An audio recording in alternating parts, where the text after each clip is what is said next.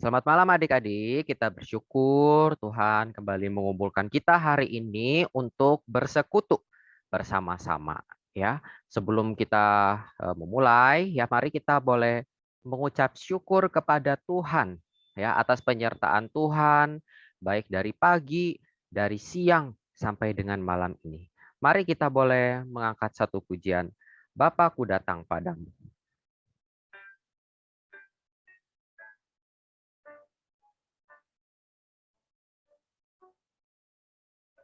Bapakku datang padamu, naikkan ucapan syukur atas kasih anugerah-Mu yang indah setiap hari. Pagi hari, siang hari, sore dan malam hari, tak hentinya mengucap syukur atas kebaikan-Mu. Bapakku datang padamu. Bapakku datang padamu, naikkan ucapan syukur atas kasih anugerah-Mu yang indah setiap hari. Pagi hari, siang hari, sore dan malam hari, tak hentinya mengucap syukur atas kebaikan-Mu. Mari semua lipat tangannya, tutup matanya, kita berdoa. Tuhan Yesus, kami bersyukur kalau Engkau terus menyertai kami di rumah, di sekolah, dimanapun kami berada. Tuhan tolong, ampunilah dosa, kesalahan kami. Sucikan dan kuduskanlah kami. Kiranya Tuhan boleh memberkati ibadah kami pada hari ini. Di dalam nama Tuhan Yesus kami berdoa. Amin. Ya, kita bersyukur kepada Tuhan sekali lagi ya, Tuhan terus menyertai kita hari demi hari ya. Kita setiap hari berjalan bersama dengan Yesus. Ya, mari kita angkat pujian jalan serta Yesus. Jalan sertanya setiap hari. Jalan serta Yesus, jalan sertanya setiap hari. Jalan serta Yesus, serta Yesus selamanya. Jalan dalam suka, jalan dalam duka, jalan sertanya setiap hari. Jalan serta Yesus, serta Yesus selamanya. Jalan serta Yesus, jalan sertanya setiap hari. Jalan serta Yesus, serta Yesus selamanya. Jalan dalam suka, jalan dalam duka, jalan sertanya setiap hari. Jalan serta Yesus, serta Yesus selamanya. Ya, kita berjalan bersama-sama dengan Tuhan Yesus. Ya, selama-lamanya kita bersyukur meskipun lagi sedang pandemi, boleh angkanya sekarang sudah turun, ya kita berdoa semoga terus turun sehingga kita boleh bersama-sama kembali beribadah di gereja. Ya, mari kita siapkan hati kita. Pokoknya kita semua boleh lipat tangannya, tutup matanya. Kita akan mendengarkan firman Tuhan. Mari kita angkat satu pujian amat besar anugerahnya.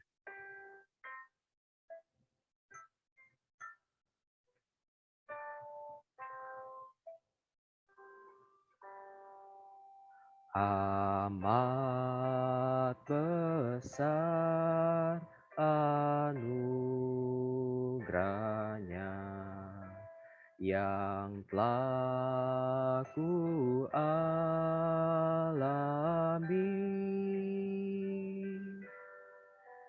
Dulu sesat dan terhilanglah, selamatlah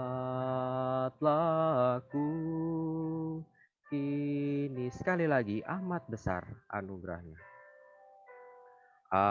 Amat besar anugerahnya yang telah ku alami.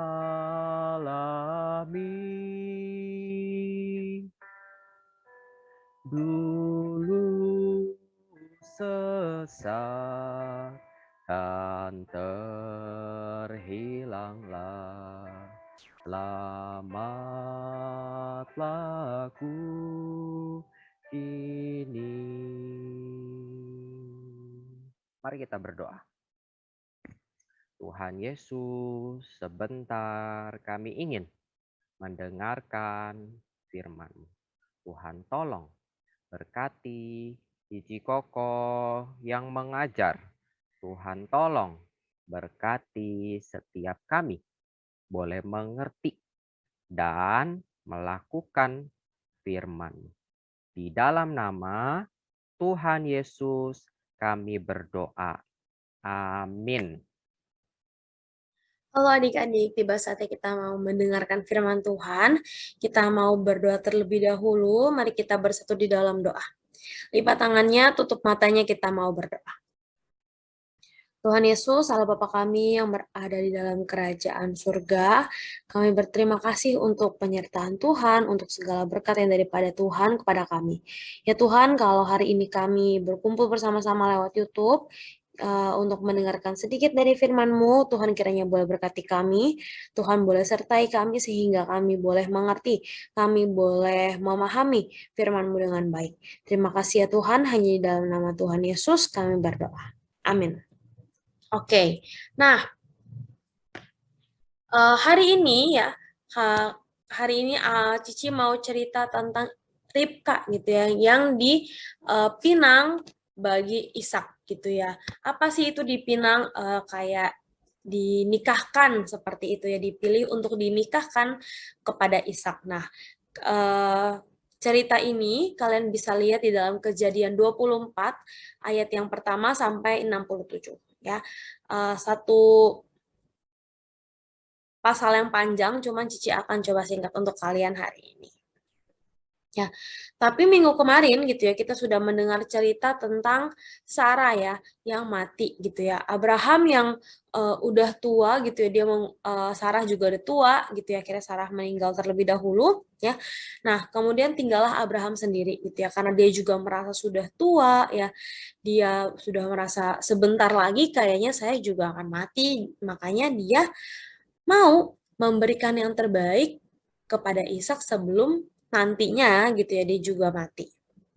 Ya, Abraham ini adalah seorang ayah yang sangat menyayangi anaknya si Ishak ini. Makanya ya dia panggil salah satu hambanya yang paling tua ya. Dia panggil hambanya yang paling tua, yang paling bisa dia andalkan gitu ya, yang paling dia percaya untuk mencarikan seorang istri bagi Ishak. Abraham ini ingin memberikan Ishak seorang istri yang baik, seorang istri yang taat kepada Tuhan, ya, yang berasal dari kaum keluarganya Abraham, ya. Bukan seseorang yang tidak kenal Tuhan, ya. Abraham tentu saja dia nggak mau gitu kalau misalkan nanti Ishak itu akan menikah bersama-sama dengan perempuan-perempuan Kanaan yang tidak mengenal Tuhan gitu ya. Nah, makanya Abraham kasih perintah kepada hambanya ini untuk cari seorang istri bagi Ishak, tapi di kaum keluarganya dia sewaktu di tanah kelahirannya dulu ya, di tanah asal Abraham. Nah, kita mau lihat di Kejadian 24, kita mau buka sama-sama di Kejadian 24. Kejadian adalah kitab yang paling pertama. Kejadian 24, ayatnya yang ke-10.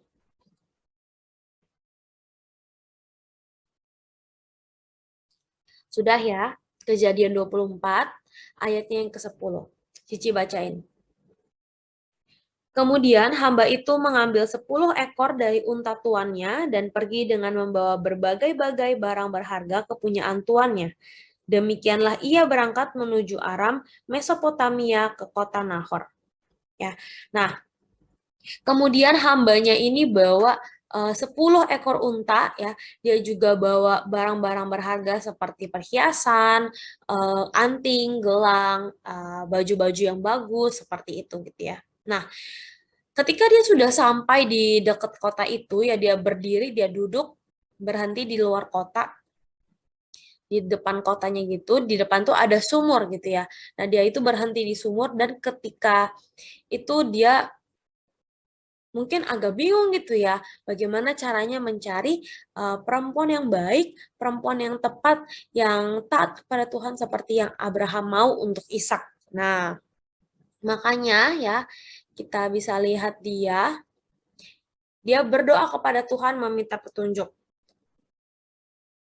Ya, kita lihat di ayat yang ke-12.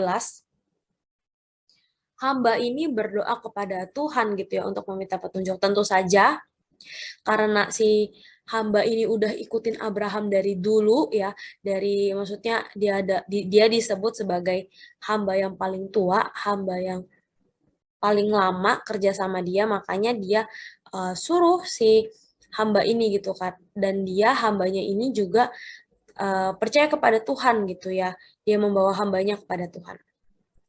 Nah, dia berdoa kepada Tuhan meminta petunjuk. Kita lihat ayat yang ke-12. Lalu berkatalah ia, Tuhan Allah Tuanku Abraham, buatlah kiranya tercapai tujuanku pada hari ini dan tunjukkanlah kasih setiamu kepada Tuanku Abraham. Di sini aku berdiri di dekat mata air dan anak-anak perempuan penduduk kota ini datang keluar untuk menimba air. Kiranya terjadilah begini. Anak gadis, kepada siapa aku berkata, tolong miringkan buyungmu itu, supaya aku minum, dan yang menjawab, minumlah, dan unta-untamu juga akan kuberi minum. Dialah kiranya yang kau tentukan bagi hambamu Ishak, maka dengan begitu akan kuketahui bahwa engkau telah menunjukkan kasih setiamu kepada tuanku itu. Ya, dia berdoa kepada Tuhan ya, dia minta kepada Tuhan supaya urusan perjalanannya ini gitu ya, perintah yang dia lagi jalankan ini dapat berjalan dengan baik. Dia berdoa kepada Tuhan supaya Tuhan boleh nggak kasih petunjuk gitu ya, kasih aku petunjuk untuk perempuan mana yang Tuhan kenankan kepada si Ishak ini gitu ya. Nah, dia minta tanda dari Tuhan kalau boleh gitu ya. Tuhan tolong bantu kasih tanda gitu ya, siapapun perempuan yang aku minta air ya, dia kasih aku air, begitu juga dengan unta-unta yang dia bawa, ada 10 ya untanya, nggak cuma satu gitu, tapi banyak gitu ya, dia mau kasih minum. Nah, dia minta tolong, dia ketika dia berdoa kepada Tuhan gitu ya, di ayat 15 dibilang belum selesai gitu ya. Kemudian ada perempuan gitu ya datang untuk menimba air ya, kita lihat ya. Datanglah Ribka gitu ya, anak dari saudaranya si Abraham ini. Dia jalan, dia datang bawa buyung gitu, kayak bawa kendi air. Nah, ketika Ribka ini datang gitu ya, hamba ini meminta Ribka untuk memberikan dia minum juga. untuk unta-untanya. Ya, apa respon Ribka? Apakah dia menolaknya? Apakah dia bilang, aduh maaf ya saya nggak ada waktu nih gitu. Apa dia kayak gitu? Enggak ya, dia malah memberikan minum gitu. Kita lihat di ayat 18 sampai ayat yang ke-20. Jawabnya, minumlah Tuan, maka segeralah diturunkannya buyung itu ke tangannya serta diberinya dia minum. Setelah ia selesai memberi hamba itu minum, berkatalah ia, baiklah untuk unta-untamu jangan kutimba air, juga kutimba air sampai semuanya puas minum. Kemudian segeralah dituangnya air yang dibuyungnya itu ke dalam palungan. Lalu berlarilah ia sekali lagi ke sumur itu untuk menimba air, dan ditimbanyalah untuk semua unta orang itu. Ya, si hambanya ini dia berdoa kepada Tuhan, dia minta pertolongan Tuhan ya, bukan dengan dia cari dengan mata manusia mana yang menurut dia baik, mana yang menurut dia cantik, mana yang menurut dia oke gitu ya, bukan dengan kekuatan si hamba itu sendiri dia mau mencari istri bagi Ishak, tapi dia yakin kalau misalkan istri yang terbaik, istri yang Tuhan mau pilih ya, itu adalah pilihan terbaik yang berasal dari pilihannya Tuhan gitu ya, bukan berdasarkan mata kita tapi berdasarkan maunya Tuhan, berdasarkan pilihannya Tuhan. Nah, ketika dia lihat gitu ya, si Ribka ini baik gitu ya, dia mau memberikan air kepada hamba itu, dia mau kasih minum unta-untanya gitu ya. Hamba itu diam-diam dia liatin. Dia mikir ya, apakah ini gitu ya perempuan ini yang Tuhan maksud gitu ya. Dia nggak langsung gegabah, langsung digait gitu ya, perempuan langsung ditarik, ayo kamu ikut aku gitu ya, aku mau nikahin kamu sama tuan aku, kan enggak ya, tapi dia eh, dia perhatiin dulu, dia bergumul dalam hatinya gitu, dia bertanya-tanya apakah ini jawaban dari Tuhan ya. Nah, setelah unta-untanya sudah minum gitu, udah kenyang, dia juga si hamba ini sudah minum ya. Hamba itu kemudian dia keluarin anting-anting dan gelang-gelang yang dia bawa dari rumah ya. Dia bertanya gitu, dia tunjukin dan bertanya kepada Ribka, Ribka, kamu itu anaknya siapa? Gitu ya. Kamu anak dari siapa? Saudaranya siapa? Dan apakah gitu ya si hamba ini tuh bisa numpang istirahat, numpang tidur di rumahnya beserta dengan unta-untanya. Nah, kemudian Ribka bilang gitu ya, kalau dia ini adalah anak dari saudaranya Abraham. Dan dia juga bersedia untuk memberikan tempat istirahat bagi hamba ini gitu ya, untuk hamba ini bermalam bersama dengan unta-untanya. Kemudian setelah mendengar ini, hambanya langsung menyembah Tuhan gitu ya. Kita lihat di ayat 27. Sorry, di ayat 26 dulu. Lalu berlututlah orang itu dan sujud menyembah Tuhan. Ya, di ayat 27 serta berkata, terpujilah Tuhan, Allah Tuanku Abraham yang tidak menarik kembali kasihnya dan setianya dari Tuanku itu. Dan Tuhan telah menuntun aku di jalan ke rumah saudara-saudara Tuanku ini. Gitu ya. Dia bersyukur kepada Tuhan karena Tuhan telah membuat perjalanannya itu lancar gitu ya. Kemudian Ribka ini pulang gitu ya, diceritain semua ke ibunya tentang bagaimana dia ketemu si hambanya Abraham ini. Nah, ketika ketika disamperin sama Laban gitu ya, dia cerita pulang ternyata dia adalah saudara dari Laban. Nah, Laban ini samperin si hambanya ini ya di ayat 34 sampai 49 ya, di ayat 34 sampai 49 diceritakan kembali gitu ya bagaimana ceritanya si hamba ini tuh bisa nyampe kota itu dan berkata mau mencari istri gitu ya, dan berkata mau mengambil Ribka sebagai istri bagi tuannya gitu ya. Diceritain kalau hambanya ini tuh dia ngejelasin semuanya kalau dia ini adalah hambanya Abraham gitu ya. Terus Abraham utus dia untuk carikan Ishak gitu ya, anak sematawayangnya Ishak, untuk dicariin seorang istri di kota asalnya, bukan di kota Kanaan, bukan di kota tempat dia menetap sekarang, tapi di kota asalnya. Dia juga ceritain bagaimana sih Tuhan Allah gitu yang menuntun perjalanannya selama mencari si Ribka ini gitu ya. Untuk mencari perempuan yang Tuhan mau, yang tepat untuk Ishak. Ya, dia juga cerita gimana Tuhan menjadikan perjalanannya berhasil dan dia kemudian meminta izin gitu ya. Apakah boleh mengambil Ribka ini sebagai istri bagi Ishak? Ya, dia ceritalah ya ke Laban, ke Betuel juga. Nah, sorry. Nah, akhirnya dia berbicara dan Laban ini bilang ya nggak ada alasan untuk kami untuk menolak gitu ya karena ini adalah perintah dari Tuhan ya mereka adalah keluarga saudara adalah orang-orang yang percaya kepada Tuhan Allah ya akhirnya mereka bilang menyetujui gitu ya akan membiarkan Ribka ini untuk menjadi istrinya Ishak karena mereka tahu gitu ya semuanya ini terjadi atas kehendak Tuhan bukan dengan semata-mata pengen cari istri yang baik gitu ya tapi ini juga merupakan kehendak dari Tuhan ada campur tangan dari Tuhan.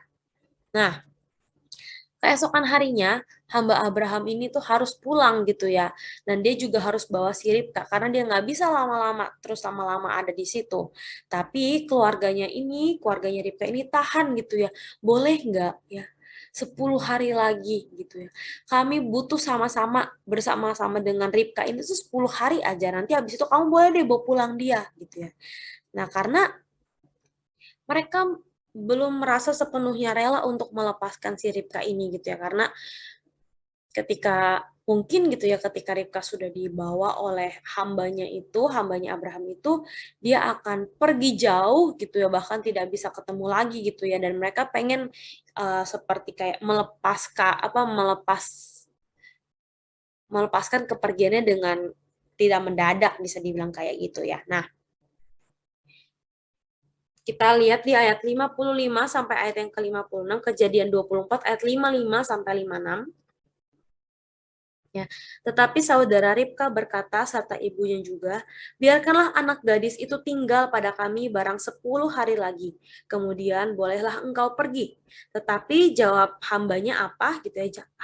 Hambanya menjawab kepada mereka gitu ya. Janganlah tahan aku, sedang Tuhan telah membuat perjalananku berhasil. Lepaslah aku supaya aku pulang kepada tuanku.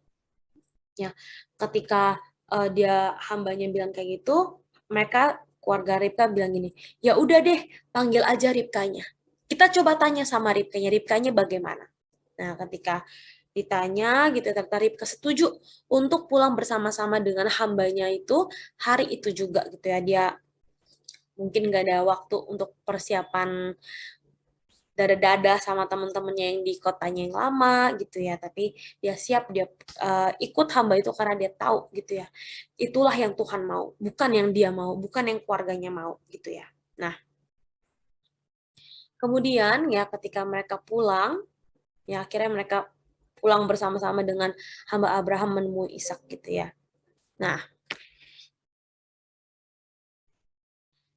kemudian gitu ya Ishak ini abis kerja dia jalan-jalan dan pas lagi jalan-jalan dia tuh lihat gitu ya kalau ada rombongan unta. Nah, hambanya ini pulang bawa istri buat dia ternyata ya ketika dia lihat dari jauh. Nah, kemudian dia samperin lah. Nah, Ribka mulai bertanya-tanya gitu ya. Siapa sih laki-laki yang berjalan menuju mereka gitu ya. Dia nanya, siapa ya itu laki-laki kok jalan ke arah kita? Dia nanya ke hambanya itu. Kemudian hambanya bilang kalau misalkan itu loh yang lagi jalan ke kita adalah tuanku si Ishak yang akan menjadi suaminya dia nanti gitu ya. Kita lihat di ayat 64 sampai 67. Ayat 64 sampai 67. Ribka juga melayangkan pandangannya dan ketika dilihatnya Ishak, turunlah ia dari untanya. Katanya kepada hamba itu, siapakah laki-laki itu yang berjalan di padang ke arah kita? Jawab hamba itu, dialah tuanku itu. Lalu Ribka mengambil telengkungnya dan bertelengkunglah ia. Kemudian hamba itu menceritakan kepada Ishak segala yang dilakukannya. Lalu Ishak membawa Ribka ke dalam kemah Sarah, ibunya, dan mengambil dia menjadi istrinya. Ishak mencintainya dan demikian ia dihiburkan setelah ibunya meninggal. Gitu ya. Kemudian Ishak pun akhirnya menikah dengan Ribka ya. Ketika mereka bertemu, akhirnya mereka menikah bersama-sama. Nah, kita di sini bisa lihat ya bagaimana Tuhan itu sangat amat menyertai perjalanan hamba itu gitu ya. Nah, Tuhan sangat menyertai perjalanan hamba Abraham ini ya. Tuhan Allah membuat perjalanannya berhasil gitu ya dalam membawa istri yang diperkenankan bagi Ishak. Nah, apa yang dilakukan hamba itu? Ya, dia berdoa gitu ya. Nah, sama seperti kita juga ya. Kita berdoa. Ya, berdoa itu seharusnya menjadi kesenangan kita, bukan menjadi sesuatu yang kita lakukan ketika kita dalam masalah gitu ya. Harusnya itu menjadi kesenangan kita, menjadi tanggung jawab kita, menjadi kegiatan rutin kita gitu ya. Seperti hamba Abraham yang berdoa kepada Tuhan, demikian kita juga mau seperti itu. Ya, karena kalau kita sering dengar gitu ya, doa itu adalah nafas orang Kristen ya, nafas orang-orang yang percaya kepada Tuhan ya. Tetapi kita berdoa kepada Tuhan bukan meminta apa yang kita mau. Ya, kita harus meminta apa yang menjadi kebutuhan kita dan juga kita harus meminta petunjuk kepada Allah. Nah, kita berdoa juga bukan untuk memuaskan diri kita gitu ya, bukan untuk kesenangan diri kita yang seperti tadi Cici bilang, bukan untuk apa yang kita minta, tapi apa yang Tuhan mau gitu ya, meminta petunjuk kepada Allah, apa yang kita butuhkan.